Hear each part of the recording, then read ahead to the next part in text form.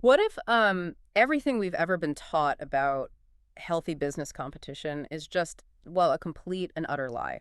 Like, think about it. Right. We are raised on this idea that competition is the ultimate engine of progress, right?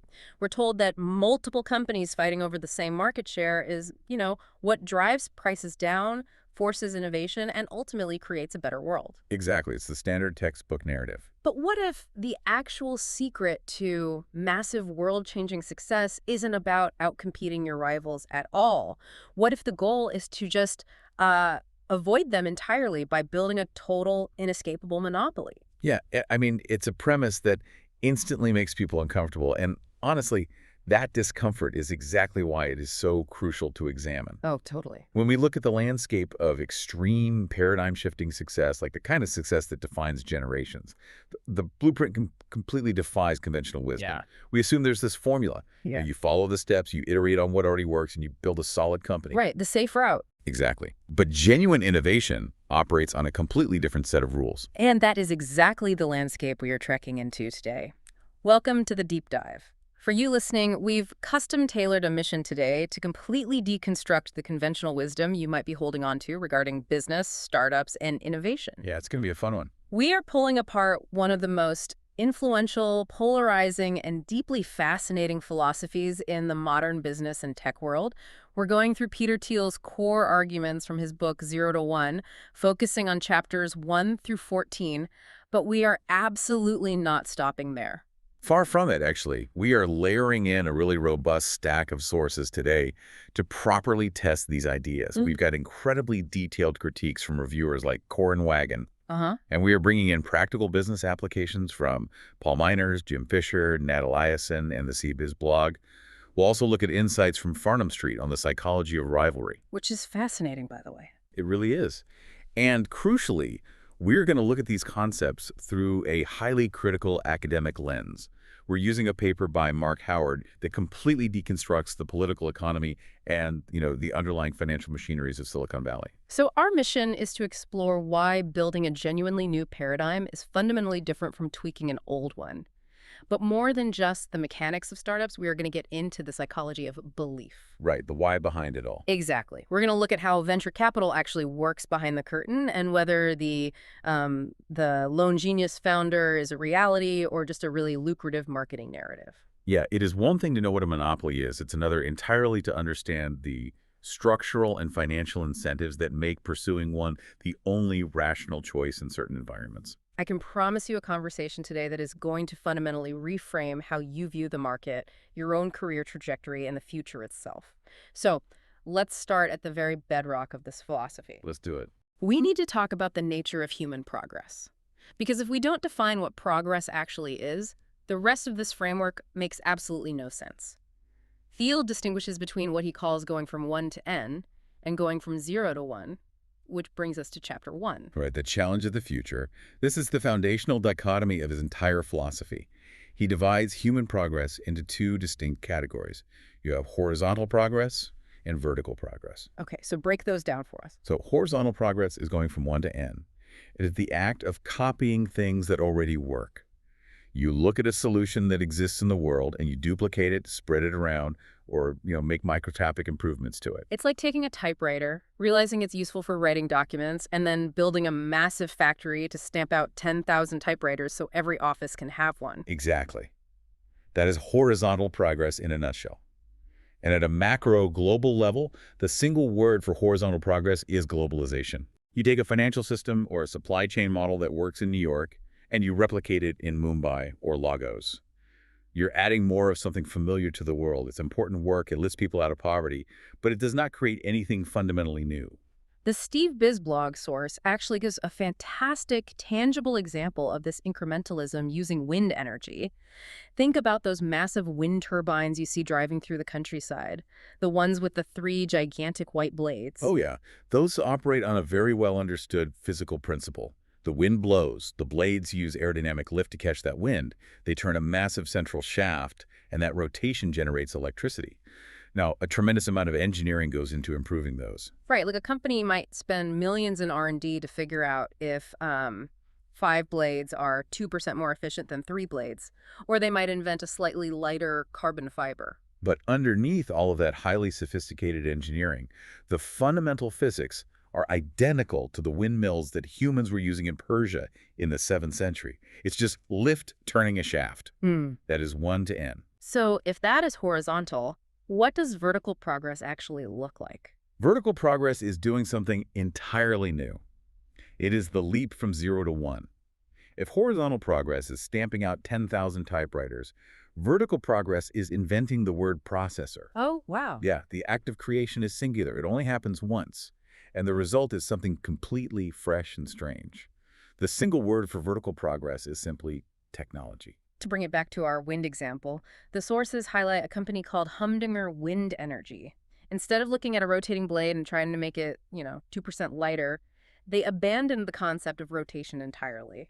They looked at a different physical phenomenon altogether. Right? Yeah. They use something called aeroflutter, which is the exact same physics that caused a stop sign to vibrate violently in a heavy storm, or what famously caused the Tacoma Narrows Bridge to collapse. Oh, that's wild. They harnessed that destructive vibration. They developed these wind belts, essentially a thin membrane stretched between two coils of wire. As the wind blows, the membrane flitters rapidly, oscillating the magnets and generating electricity. So there are no massive rotating blades at all. None. No giant central shafts. It's a completely different paradigm for extracting energy from moving air. That is going from 0 to 1. And that kind of vertical progress is incredibly difficult for massive, established institutions to achieve. Bureaucratic hierarchies, giant corporations, they are structurally designed to mitigate risk. They're incredibly good at 1 to n optimization, but they're usually terrified of the 0 to 1 leap. Because the failure rate is just so high. Exactly. On the flip side, a lone genius in their garage might come up with a brilliant idea, but they rarely have the leverage to build an entire new industry by themselves. Which perfectly sets up the vessel required for this kind of innovation. Thiel has a definition of a startup that is just brilliant. It completely strips away the aesthetics. How does he define it? He says a startup is simply the largest group of people you can convince of a plan to build a different future. I love that. It's an exercise in shared belief in coordinated action.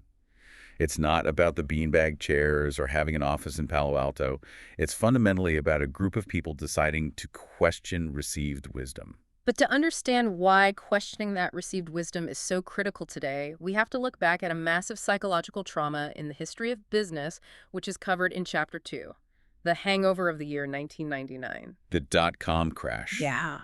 It is almost impossible to overstate how much the late 90s dot-com bubble and its violent pop shaped the modern business psyche. There was a genuine, widespread belief that we were rapidly going from 0 to 1 in every single industry via the internet. People were slapping a .com onto the most mundane business models like pet food delivery and instantly raising tens of millions of dollars without a shred of a viable business plan. And when the bubble burst in early 2000, the devastation was total. Trillions of dollars evaporated, and the survivors walked away deeply scarred. They derived a set of lessons about how to survive, but the problem is those lessons hardened into rigid, risk-averse dogmas. And Thiel argues that these dogmas are actively preventing us from achieving true innovation today. Let's actually walk through these 4 dogmas, because if you are listening to this, these are going to sound incredibly familiar. Dogma number 1, make incremental advances. Right. The post-crash logic was that grand visions and massive hubris are what inflated the bubble in the first place. So anyone who stands up and says they want to fundamentally change the world should be treated with extreme suspicion. Dogma number 2, stay lean and flexible. This is the entire foundation of the lean startup methodology. Yeah, the idea is that you shouldn't know exactly what your business is going to do when you start, because attempting to predict the market is arrogant. You're supposed to just throw a minimum viable product out there, see how people react, iterate endlessly, and treat entrepreneurship as a series of agnostic experiments. You don't lead the market, you let the market drag you along. Exactly. Dogma number 3, improve on the competition. The crash taught people that trying to create a brand new, unproven market from scratch is financial suicide. So find a market that already exists and just try to build a slightly better version. Let someone else take the pioneer risk.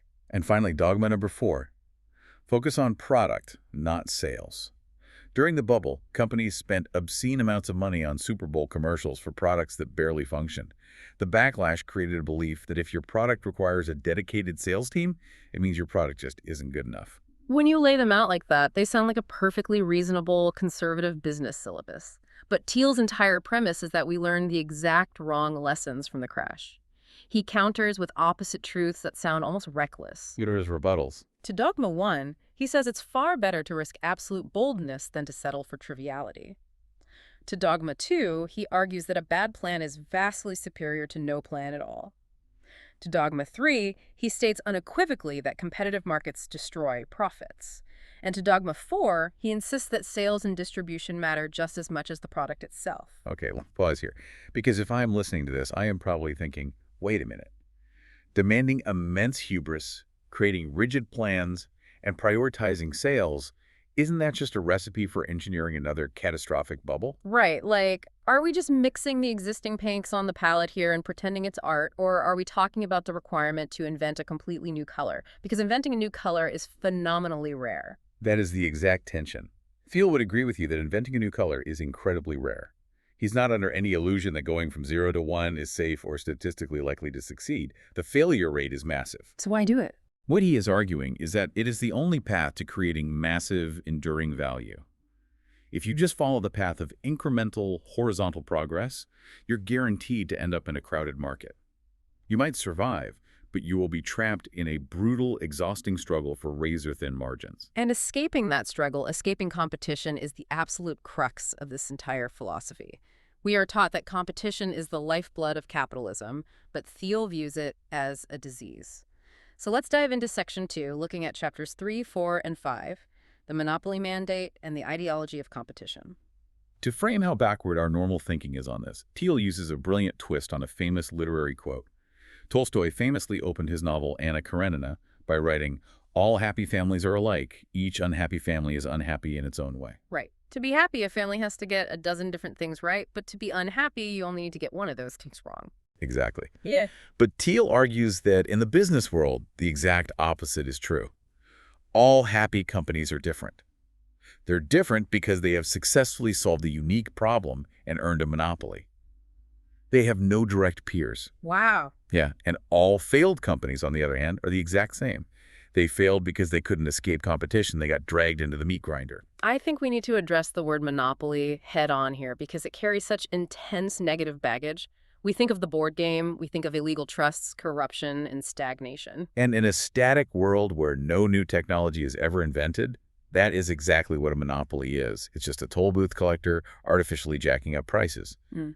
But we do not live in a static world. Thiel is talking about creative monopolies. A creative monopoly doesn't just dominate an existing game. It invents an entirely new game that is so much better that the old one ceases to matter. Like the iPhone in 2007. It didn't corner the market on flip phones. It rendered them irrelevant. Exactly. But because of that negative societal baggage, there is an incredible psychological game of hide and seek that companies play. The sources point out the absolute lies that both monopolies and non-monopolies tell the world. Let's start with the monopolies. They lie to protect themselves, right? Yes, if you are a true monopoly, you are constantly terrified of antitrust scrutiny and government regulation.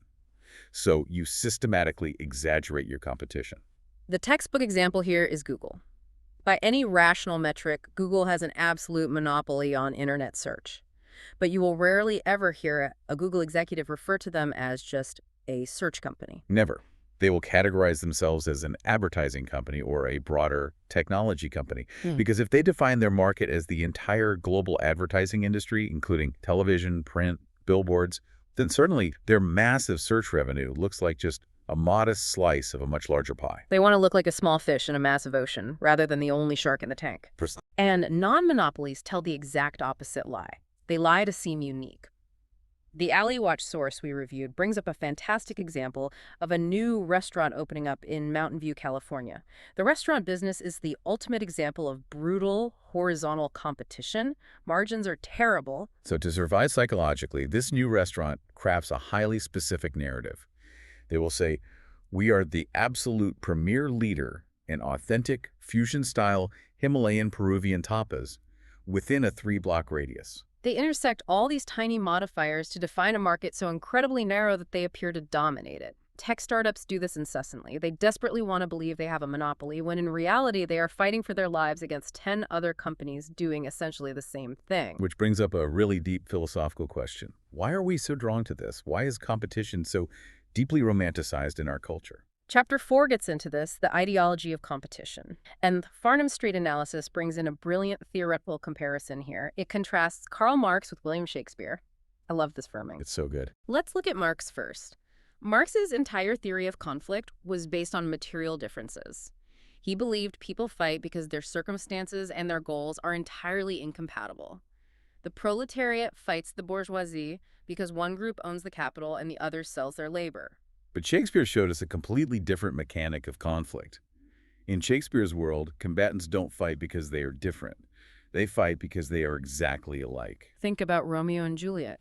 Right, the opening lines describe the Montagues and the Capulets as two households, both alike in dignity. They're essentially the same.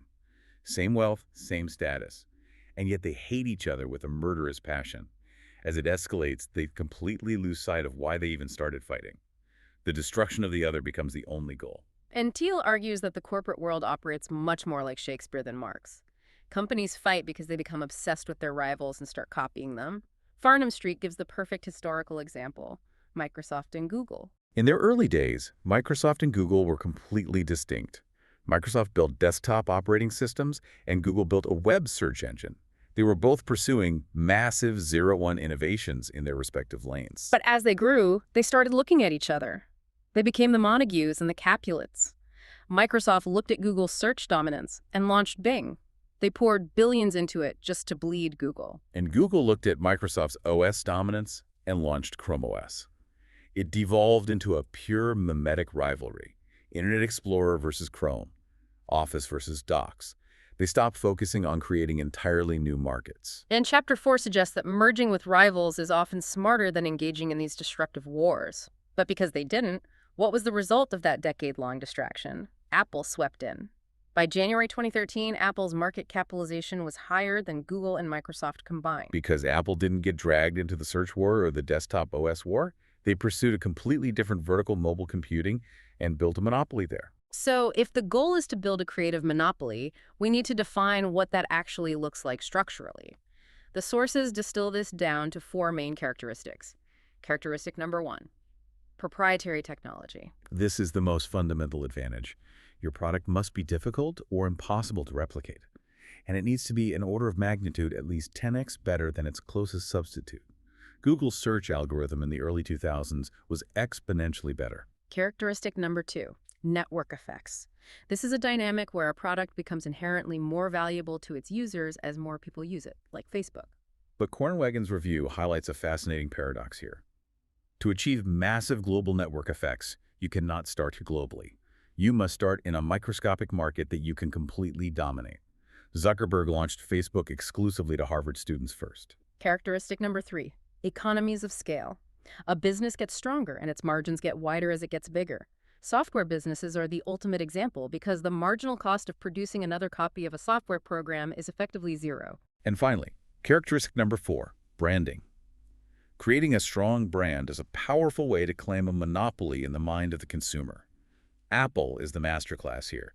You're buying into the minimalist design ethos and the premium positioning, which makes them immune to traditional price competition. And when you combine these 4 characteristics, it leads to a concept in Chapter 5 that completely flips conventional wisdom on its head. The last mover advantage. We're always told about the first mover advantage. Thiel argues that being first is merely a tactic, not a goal. If you're the first person to launch a social network, but someone else comes along 18 months later and builds a 10x better version with stronger network effects, your first mover status meant absolutely nothing. You just did the hard work of educating the market for them. Exactly. The true goal is to be the last mover. You want to make the final, great, dominant developmental leap in a specific niche so that no one can ever catch you. I have to jump in here with a reality check.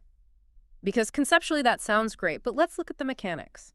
If I'm listening to this, being the last mover sounds a lot like standing on the edge of a frozen lake, letting some other bold pioneer walk across it to test the ice, and only crossing yourself once you know it's safe. Right. But doesn't that directly contradict the entire 0 to 1 philosophy of building something completely new? If you're just waiting for someone else to build the first search engine so you can swoop in and be the last, aren't you just engaging in incredibly safe 1 to N improvement? It's an excellent question. Mm-hmm. To resolve that tension, we have to distinguish between the concept of a market and the actual execution of a monopoly within it. Thiel is absolutely not suggesting that you sit back, wait for someone else to achieve a 0-to-1 breakthrough, and then try to copy them with a slightly better user interface. Because that would just be a failed competitor. Right. Yeah. Exactly. When Thiel talks about first movers who failed, like AltaVista before Google or MySpace before Facebook, he is arguing that those early companies didn't actually go from 0 to 1. They went from 0 to 0.1. They recognized a nascent human desire, but they fundamentally failed to build the proprietary technology or scalable infrastructure required to conquer it. Oh, I see. Google and Facebook were the last movers because they achieved the true 0 to 1 technological breakthrough that rendered everything that came before them completely obsolete. It requires immense, deliberate, long-term planning. And that phrase, deliberate long-term planning, segues us perfectly into Chapter 6, You're Not a Lottery Ticket. Let's move into Section 3, Definite Optimism and the Power Law. We need to talk about how founders actually view the future. Thiel introduces a powerful matrix based on 2 intersecting axes. Optimism versus pessimism. Do you believe the future will be better or worse? And definite versus indefinite. Is the future knowable and plannable, or is it a random sequence of events? Let's walk through the 4 quadrants. First, definite optimism. The belief that the future will absolutely be better, but only if we meticulously plan and build it. Like the U.S. in the 1950s and 60s, building the interstate highway system and going to the moon. Then you have definite pessimism.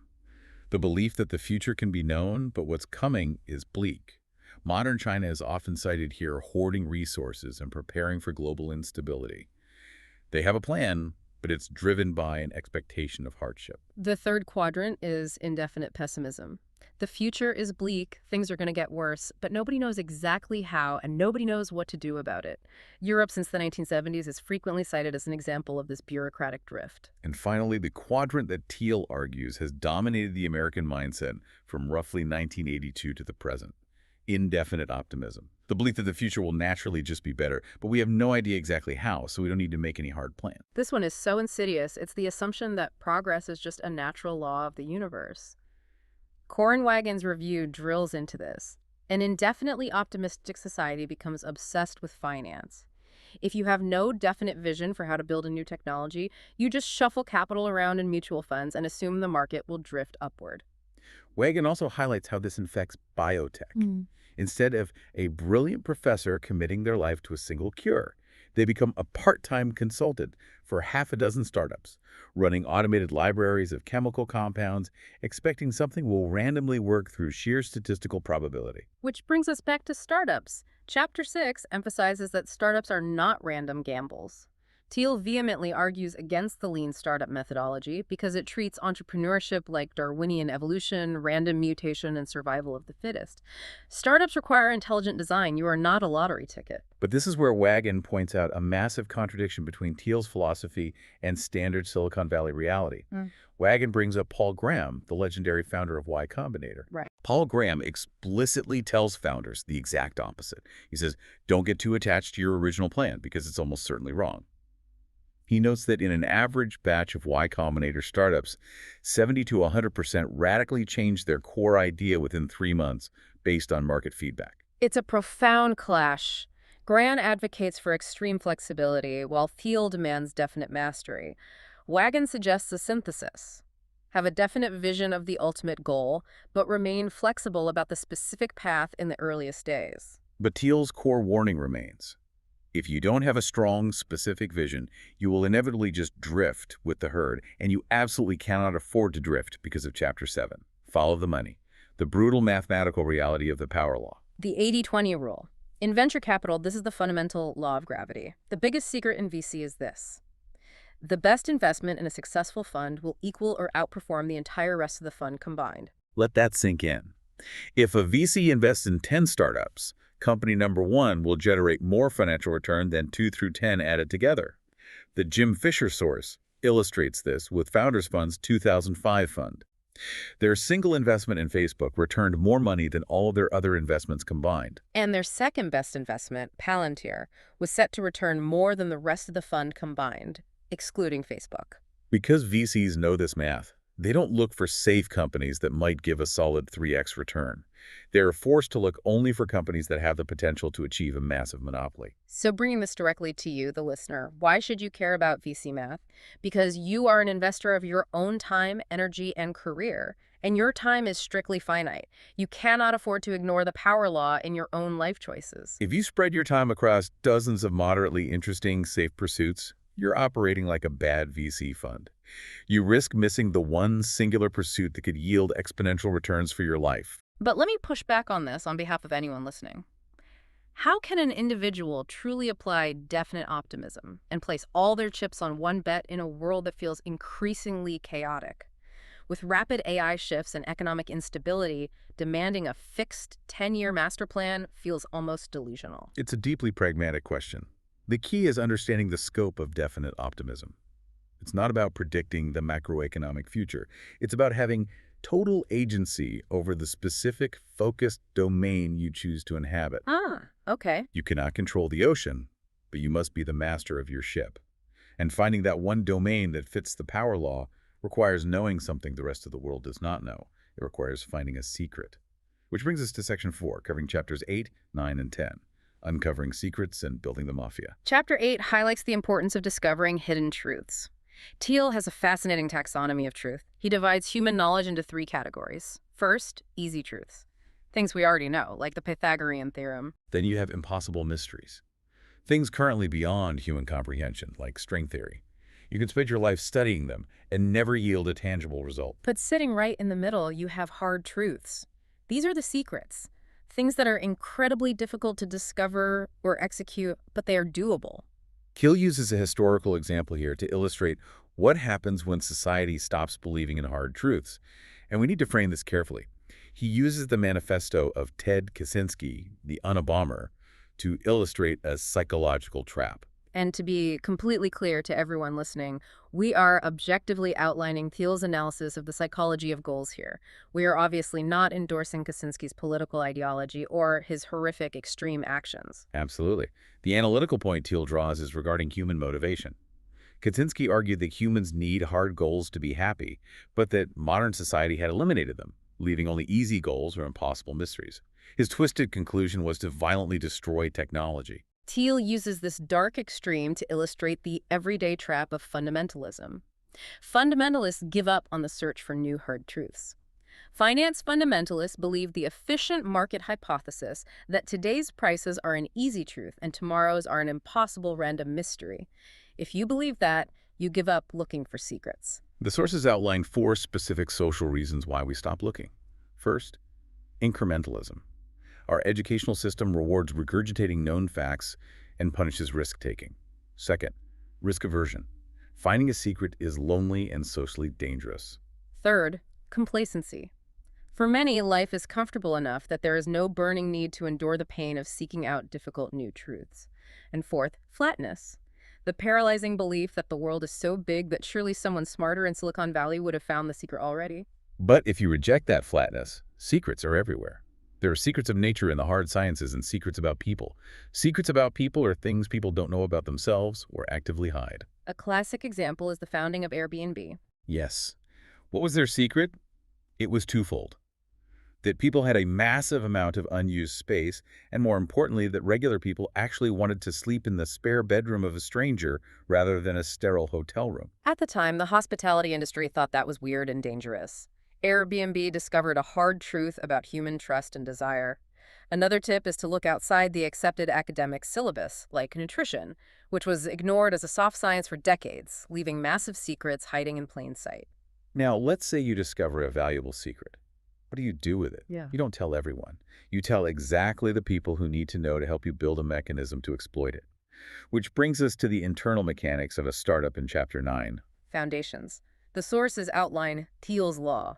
It states, a startup messed up at its foundation cannot be fixed. It's like a marriage. If your fundamental values are misaligned on day one, the structure will collapse. To prevent that, you have to architect perfect alignment from the beginning among 3 distinct areas of power: ownership, possession, and control. Ownership is the equity. Possession is who runs the company day to day. And control is the board of directors. If these three groups are misaligned, the company will tear itself apart. And a huge part of maintaining this alignment is the controversial rule, on the bus or off the bus. Thiel argues forcefully against part-time employees or consultants. You need absolute, undivided commitment. And regarding compensation, Thiel is adamant. Cash is not king. High cash salaries encourage short-term defensive thinking. Equity is the only form of compensation that truly aligns everyone's incentives toward creating massive new value in the future. This intense focus leads directly to Chapter 10, the mechanics of mafia. This refers to the famous PayPal mafia. Thiel argues that a successful company doesn't have a culture. It is a culture. And from the outside, everyone in the startup must be different in the exact same way. They must share the same core obsessive secret. The early PayPal team all read the same obscure sci-fi books and shared a very specific ideological wavelength. But, and this is the paradox on the inside of the company, everyone must be sharply distinguished from one another. Thiel had a management trick at PayPal to ensure this. He gave every single employee exactly one unique task to focus on. Just one. Just one. And they were only evaluated on that task. The brilliance of this restriction is that it completely eliminates internal competition. By giving everyone a distinct, non-overlapping mandate, you strip away the mechanism for internal rivalry. You force them to collaborate. Okay, I am throwing a massive red flag on the play here. You're describing an environment where everyone is forced to be on the bus, working insane hours for equity, sharing the exact same weird worldview, and restricted to one hyper-specific task. Doesn't that risk creating a massive blind echo chamber? Or an actual cult? It's a very valid concern. Like, isn't that just demanding your company be a laser beam where all the photons march in the exact same wavelength instead of a diverse ecosystem where different species provide necessary checks and balances? That is the essential, terrifying tension of the mafia model. And to use your analogy, Thiel is unequivocally arguing for the laser beam over the ecosystem. Wow. A diverse ecosystem is wonderful for stability and gradual adaptation, but it is inherently static. A laser beam focused into a single point cuts through steel. In the earliest days of a 0-to-1 startup, you do not have the luxury of slow, democratic consensus. You are fighting against the clock and running out of money. So you need blinding speed. Yes, you can introduce diversity of thought later when you are a mature monopoly. But in the fragile beginning, an echo chamber built around a true secret is not a bug. It is a required feature for survival. Okay, that is a heavy pill to swallow. But let's assume you've done it. You have your laser-focused mafia and a world-changing secret. As we'll see in Section 5, covering chapters 11, 12, and 13, even the greatest secret is completely useless if you can't deliver it to the masses. Chapter 11 tackles this head-on. If you build it, will they come? This is where philosophy meets the harsh reality of the spreadsheet. We have to confront the myth that if a product is truly superior, it will naturally sell itself. The sources are absolutely brutal on this point. Superior sales and distribution can create a monopoly even if the underlying product is mediocre. Think of early Microsoft DOS. But a genuinely superior product with no distribution strategy will fail 100% of the time. The math of sales is an unforgiving equation. You have to understand two metrics: customer lifetime value, or CLV, and customer acquisition cost, or CAC. Your CLV must be significantly higher than your CAC. If it costs you $100 to acquire a customer and they only ever spend $50, you will go bankrupt. Depending on the price point of your product, you fall into different zones on the distribution spectrum. Let's walk through these.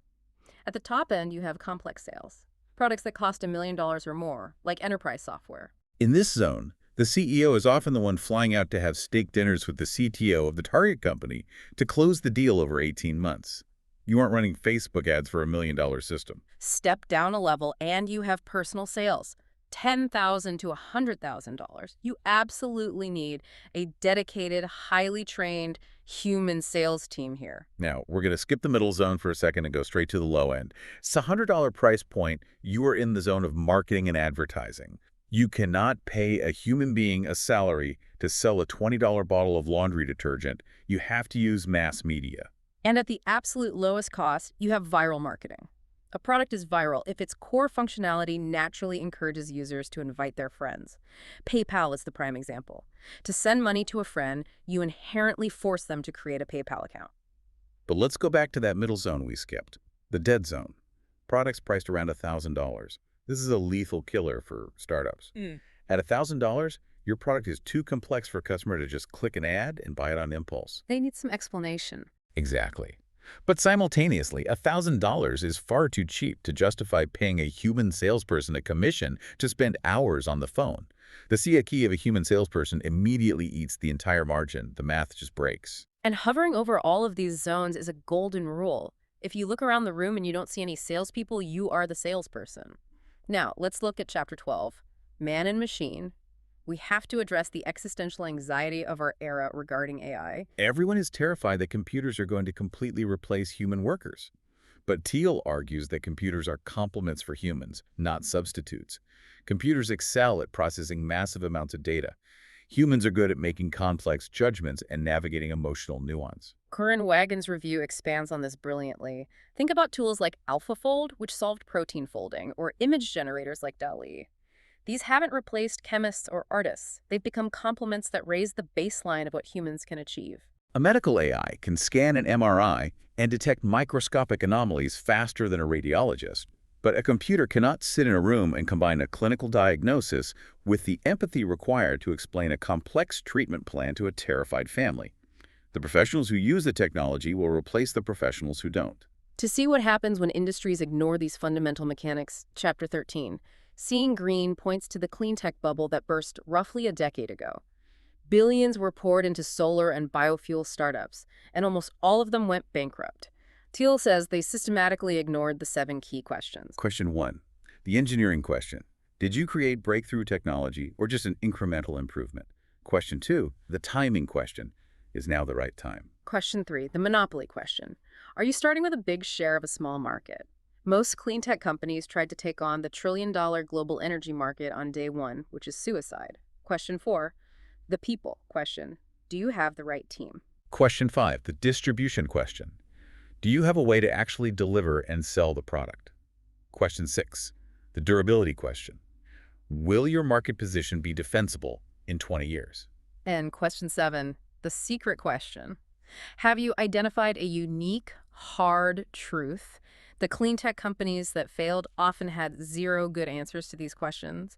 They were running purely on the indefinite optimism that green energy is good. Before we move on, I know you had one more pushback regarding the mechanics. Yes, specifically regarding that dead zone in sales. With the massive recent leaps in AI, like highly sophisticated conversational AI agents that can qualify leads over text, is that $1,000 dead zone truly still dead for you listening today? Or is modern tech fundamentally lowering the cost of personal sales? It's a very perceptive update to Thiel's framework. The boundary of the dead zone is absolutely shifting right now. AI agents that can intelligently qualify leads and guide a user through a purchase are effectively acting as zero marginal cost salespeople. So the gap is shrinking. Yes, the gap between automated marketing and expensive personal sales is shrinking. However, the core mathematical principle never changes. Your CAC must remain significantly lower than your CLV. If AI lowers your CAC 0, then what used to be the dead zone suddenly becomes a highly profitable market. The mechanics change, but the math remains absolute. Okay, so we have laid out the philosophy of the monopoly, the math of venture capital, and the mechanics of distribution. But ultimately, all these systems are driven by the people at the helm. Which brings us to our final and most provocative section, Section 6, Chapter 14, The Founder's Paradox and the Academic Critique of Contrarianism. Thiel's own view of the founder is what he calls the founder's paradox. The personality traits of successful founders don't sit in the average middle. They follow an inverse normal distribution. They are extreme outsiders and extreme insiders simultaneously. The sources use Richard Branson as the perfect archetype of this. He cultivated this massive public image of being a rebellious, kite-surfing, natural, eccentric outsider. But at the exact same time, to build a global empire, he has to be a highly calculated, masterful corporate insider.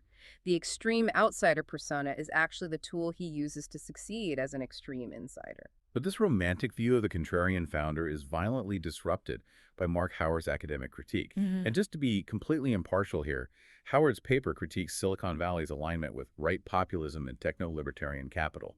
We are impartially conveying his academic critique to understand the mechanics he describes without taking a personal political stance. Right. Howard argues that being a contrarian in Silicon Valley isn't a personality trait at all. It is a highly structured, institutionalized financial strategy designed purely to generate profit. and he introduces a mind-bending concept, negative mimesis.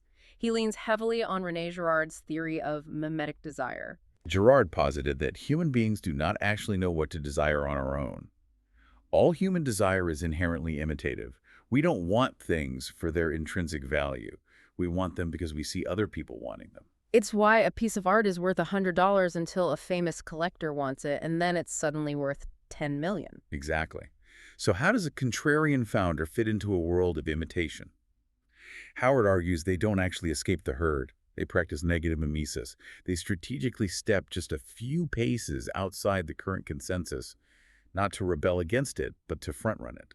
The contrarian wager is essentially, I am going to position myself exactly where I think the herd is going to be in 5 years. They introduce a new product, induce a sense of lack in the present, and then just wait for the mimetic convergence for the herd to realize they need this new thing.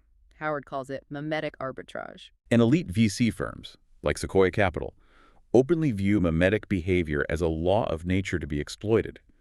They don't just invest in a piece of software. They invest in the contagion of belief. They fund a startup, pump it full of capital to make it hyper-visible, and rely on the fact that if it looks successful, mimetic desire will kick in. But what happens when the contrarian founder guesses wrong? This is where the structural genius of venture capital comes in. VC provides optionality, creating a system that is anti-fragile. Anti-fragile things gain strength from chaos or failure. A traditional small business is fragile. If it fails, the owner is bankrupt. But VC privatizes bankruptcy. A VC firm fully expects that 80 or 90 out of 100 companies will go to zero. But because of the power law, the one or two that trigger that mimetic convergence will pay for all the failures 100 times over. Exactly. And this creates a massive safety net for the contrarian founder. If they fail, the system quietly absorbs the loss. The canonical example of this working perfectly is Slack. It started as an incredibly expensive contrarian video game company that was a massive failure. But because they had patient VC capital, they pivoted, sold their internal chat tool, and became a monopoly. But there is a dark side to this mimetic arbitrage. What happens when the system funds the performance of a contrarian without any actual substance? The ultimate cautionary tale here is Theranos. Oh, man. Elizabeth Holmes flawlessly hacked the Silicon Valley mimetic system. She adopted the black turtleneck aesthetic, spoke the exact contrarian narrative VCs wanted to hear, and masterfully activated the mimetic desire of elite investors who were terrified of missing out. She successfully staged the performance of a 0-to-1 breakthrough. Oh. The fatal problem was that she completely lacked the hard truth. There was no actual breakthrough engineering. The multi-billion-dollar valuation became a pure manifestation of consensus belief, completely detached from physical reality, until the whole fraud violently collapsed. Which brings me to a really heavy question for you, listening right now, to ponder as we wrap this up. We are constantly sold this heroic story of Silicon Valley as a noble laboratory of bold inventors. But looking through Howard's lens, is it actually more like a casino? A casino where the venture capitalists own the house, and the concept of contrarianism is just the marketing brochure to get founders to pull the lever. Exactly. It is a complex synthesis we have to arrive at. Thiel is absolutely right that 0-to-1 innovation is the only way to drive necessary societal progress.